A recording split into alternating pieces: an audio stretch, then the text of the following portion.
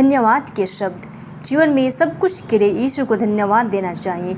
जो कुछ हमारे जीवन में हुआ उसके लिए धन्यवाद, जो कुछ हो रहा है उसके लिए धन्यवाद, और जो कुछ जीवन में होगा उसके लिए भी ईश्वर को धन्यवाद। इस दुनिया में ईश्वर हमें 100 गुना फल उत्पन्न करने के लिए बुलाया है। कभी कभी हम जीवन के दुख, तकलीफ, चिंता, विश्वास में कमी के कारण ईश्वरीय प्रेम को नहीं पहचान पाते हैं। हम जीवन में असफल हो जाते हैं। हमारे जीवन में आंधी तूफान आते हैं, बेचैनी का तूफान, बीमारी का, अशांति का, दुख दर्द का और अन्य प्रकार के तूफान आते हैं। ऐसी परिस्थिति में हमें क्या करना चाहिए? एक युवती थी, वह बहुत ही ज्ञानी और कठिन समय में भी निर्णय लेने की क्षमता रखती थी।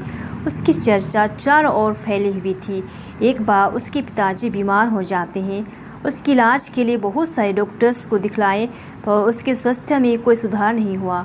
वह युवती बहुत परेशान हो गई, अंत में हार जाती है। तभी उसे अपने पिताजी की बात याद आती है। वह कहा करते थे कि अपनी ओर से खूब कोशिश करना, मेहनत करना, यदि फिर भी तुम्हें असफलता प्राप्त होगी तो उसे ईश्वर को अर्पित कर देना। हमें अपनी शक्ति भर कोशिश करना है, बाकी बात ईश्वर को अर्पित करना है।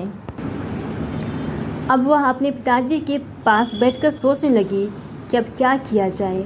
उसने सोचा कि मुझे जो करना था मैंने कर दिया, अब मुझे अपने पिताजी को प्रभु के हाथों में अर्पित करना है। और उसने ईश्वर से कहा, हे ईश्वर, मैं अपने पिताजी को आपके हाथों में अर्पित करती हूँ। इतना कहकर वह सोने चली गई और उस रात वह निश्चिंत होकर सो गई। कुछ दिनों बाद उसके पिताजी स्वस्थ होने लगे और अंत में वह पूरी तरह से ठीक हो गए।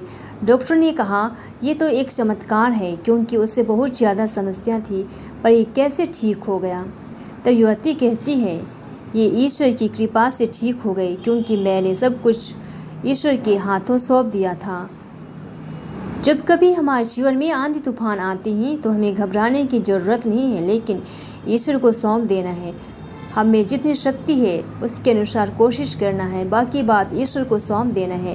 हम बेचैन हैं क्योंकि हमारे जीवन में तूफान है, ईश्वर को अर्पित कर देना है। ईश्वर हमारी सुधि लेते हैं, वे हमारी रक्षा करते हैं, बस उसे हमें बतलाने की ज़रूरत है।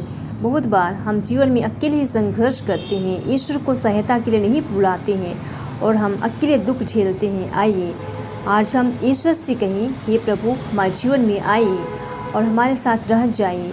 प्रभु हमारे पुकार जरूर सुनेंगे और हमें संकट से बचाए रखेंगे।